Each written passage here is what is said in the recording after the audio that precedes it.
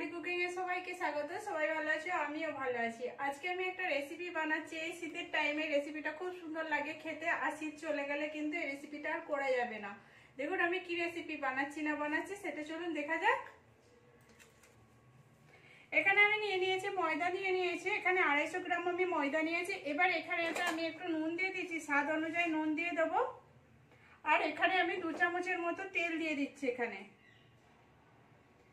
আমি তেলটা দিয়ে ভালো করে এর সাথে মিশিয়ে নেবো। এবার কেউ যদি চিনি দিতে চান তাহলে চিনি দেবেন, না দিলেও কোনো অসুবিধা নেই। এখানে কিন্তু বেশিভাবে তেলটা দেওয়া যাবে না। ভালো করে আমি ময়দাটা মাখিয়ে নিচ্ছি, তেল আর নুনটা যে দিয়েছিলাম ময়দার সাথে ভালো করে মিশিয়ে নিচ্ছি আমি। এখানে আমার ভালো করে মেশানো হয়ে গেছে। এবার আমি অল্প অল্প করে জল দিয়ে দিচ্ছি। জল দিয়ে এটা একটা আটা মাখাই যেরকম করে আমি সেরকম ভাবে মাখিয়ে নিচ্ছি। খুব টাইট করবো না আর খুব নরম ভাবেও মাখাবো না, একটু আস্তে আস্তে করে দিয়ে অল্প অল্প জল দিয়ে মাখিয়ে নিচ্ছি। আর এখানে অবধি যে সকল বন্ধুরা দেখেছেন প্লিজ একটা লাইক দিয়ে দিবেন। পুরনো বন্ধুদের অসংখ্য ধন্যবাদ। নতুন বন্ধুদের জানাচ্ছি আমার ভিডিওটা যদি কিছু অংশ ভালো লেগে থাকে প্লিজ সাবস্ক্রাইব করে পাশে থাকবেন। এখানে আমি ভালো করে মেখে নিচ্ছি। এখানে এটা আমার মাখানো হয়ে গেছে। এই দেখুন আমি এরকম করে মাখিয়েছি, একটু হালকা সফট করে মাখিয়ে নিয়েছি। এটা এবার ঢাকা দিয়ে দিচ্ছি আমি। এখানে যে আমি লেচিটা মাখিয়েছিলাম এই ময়নটা আমি কিন্তু লুচি যেরকম মাখাই সেরকম ভাবে আমি ময়নটা দিয়েছিলাম। এখানে কোড়াটা আমি বসিয়ে দিয়েছি। এবার আমি একটু জল দিয়ে দিচ্ছি। এখানে জল দিয়ে দিলাম 1/2 গ্লাসের মতো। আর এখানে আমি মটরশুঁটি নিয়েছি 1 বাটির মতো, মটরশুঁটিগুলোকে আমি দিয়ে দিলাম। এবার মটরশুঁটিগুলোকে আমি একটু ভাপিয়ে নিচ্ছি। ভাপিয়ে নিয়ে ফিরে আসছি।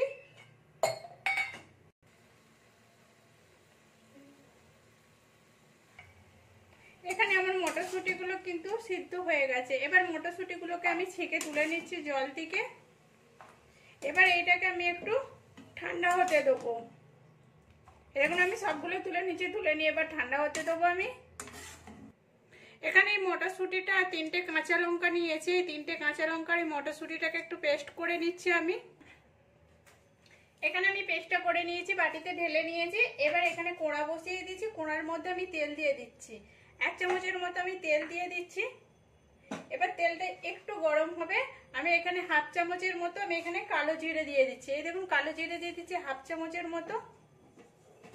এবার এইটা একটু ভাজতে ভাজতে আমি এবার এখানে হিং দিয়ে দেবো। আর এখানে আমি হিংটার মধ্যে একটু অল্প জল দিয়ে দিচ্ছি। এই দেখুন হিংটার মধ্যে আমি 1 চিমটে হিং দিয়েছি। হিংটার মধ্যে আমি একটু জল দিয়েছি। জল দিয়ে এবার এর মধ্যে আমি দিয়ে দিলাম। এবার এইটা এর সাথে মিশিয়ে নেবো। এখানে আমি মিশিয়ে দিচ্ছি। আমি বেশি কিন্তু হিং দিচ্ছি না, অল্পই হিং দিচ্ছি। আর এখানে আমি কিছু মশলা দিচ্ছি। হলদি গুঁড়ো 1/2 চামচ, জিরে গুঁড়ো আছে এখানে 1/2 চামচ, ধনে গুঁড়ো আছে 1/2 চামচ, আর লঙ্কা গুঁড়ো 1/2 চামচ আছে। আমি এগুলো সব দিয়ে দিচ্ছি একসাথে। এখানে আমি এবার তেলের সাথে ভালো করে মিশিয়ে নিচ্ছি। এইটা আমি একটু ভেজে নেবো। এটাকে মটরশুঁটিটা পেস্ট করে রেখেছিলাম, মটরশুঁটিটা এখানে আমি দিয়ে দিচ্ছি। এখানে পুরো মটরশুঁটিটা আমি দিয়ে দিলাম। দিয়ে এবার এই মশলার সাথে আমি ভালো করে নাড়তে থাকবো।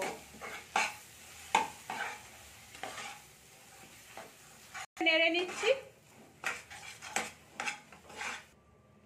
এখানে আমি আরেকটু তেল দিয়ে দিচ্ছি, কেননা একটা জিনিস আমি দিতে ভুলে গেছিলাম। এইটা আমি একটু আদা বাটা দিয়ে দিচ্ছি 1 চামচের মতো। আর এইটা যদি মটরশুঁটির সাথে দিয়ে দেন কোনো অসুবিধা নেই। আমি এখানে আগেতেই দিয়ে দিতাম, কিন্তু এখানে আমি ভুলে গেছিলাম বলে আমি এখন দিয়ে দিচ্ছি। নাহলে যেটা হিং দিলে তখন ওই মশলার সাথে আদাটা দিয়ে দিলে ভাজা হয়ে যাবে। আমি এটা একটু হালকা করে সাইডে ভেজে নিচ্ছি। এটা দিয়ে ওই বেটারটার সঙ্গে ভালো করে মিশিয়ে দেবো। এখানে আমার অনেকটা কিন্তু শুকনো হয়ে গেছে। এবার আমি এখানে স্বাদ অনুযায়ী নুন দিয়ে দিচ্ছি। আর এখানে 1/2 চামচের মতো আমি গরম মশলা গুঁড়ো দিয়ে দিচ্ছি। এখানে আমি দিয়ে এটা ভালো করে এর সাথে মিশিয়ে নেবো। মিশিয়ে এটা আমি নামিয়ে দেবো। এখানে এবার আমি ঢাকাটা খুলে নিচ্ছি যেটা মাখিয়েছিলাম। এই দেখুন কতটা সফট টাইপের হয়ে গেছে।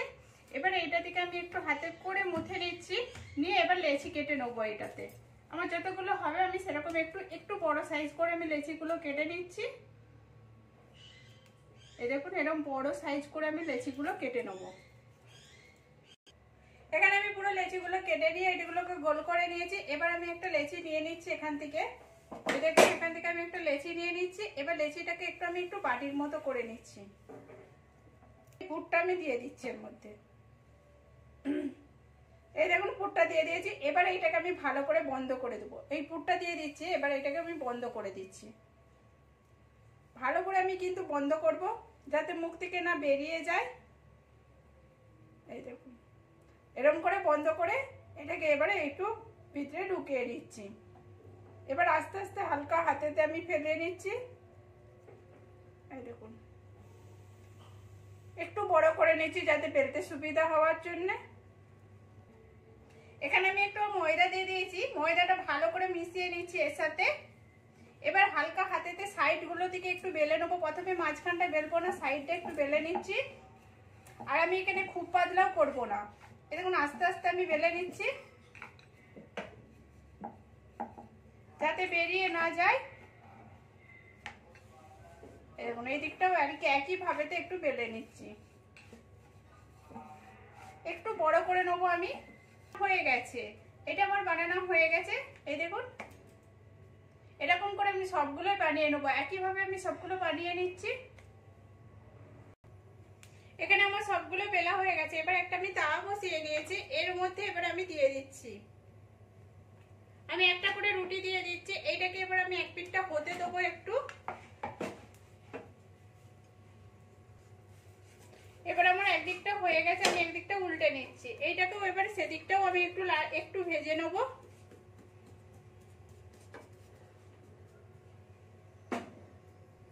এবার আমি উল্টে দিয়েছি, একটু লাল হয়ে গেছে উপর দিকটা। এবার আমি তেল দিয়ে দিচ্ছি। তেলও দিতে পারেন, এবার এটা ঘিও দিতে পারেন।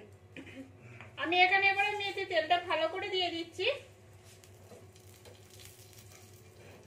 এদিকটাও আমি উল্টে দেবো, একইভাবে উল্টে দিচ্ছি। এদিকটাতেও আমি একটু তেল দিয়ে দেবো। এই দেখুন আস্তে আস্তে ফুলবে। এটা তেলটা দিয়ে দিলে আস্তে আস্তে ফুলে যাচ্ছে সাইড দিকে। এই দেখুন এবার উল্টে পাল্টে এরকম করে লাল করে একটু আমি ভেজে নিচ্ছি।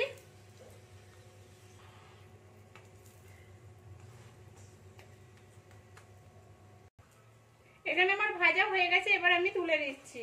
এরকম করে আমি বাদ বাকিগুলো ভেজে নিচ্ছি একইভাবে। এই দেখুন আবার দিয়ে দিয়েছি আমি। এদিকটা এবার ভাজতে দেবো আমি একটু লাল করে। এখানে আমার পুরোটাই কমপ্লিট হয়ে গেছে। এই দেখুন কত সুন্দর হয়েছে। আর এটা আলু মটরের সবজি দিয়ে তো খেতে খুব সুন্দর লাগে। আর আমি এটা একবার চিড়ে দেখাচ্ছি কেমন হয়েছে ভিতরটা। এই দেখুন ভিতরটা কত সুন্দর হয়েছে আর কতটা সফট হয়েছে। এই দেখুন পুরোটা চারদিকে একবারে পুরো ছাড়িয়ে গেছে। আর এই দেখুন মাঝখানটা কতটা ফাঁকা। আর এটা তো পুরো সবজির সাথে খেতে খুব সুন্দর লাগে। এরকম করে সবজির সাথে যদি একটু নেওয়া যায় খুব সুন্দর লাগবে খেতে। প্লিজ আপনারাও এরকম করে বাড়িতে বানিয়ে দেখুন, আর কেমন হয়েছে সেটাও কমেন্ট করে বলুন। ভালো লাগলে একটা লাইক করে, শেয়ার করে, সাবস্ক্রাইব করে পাশে থাকবেন।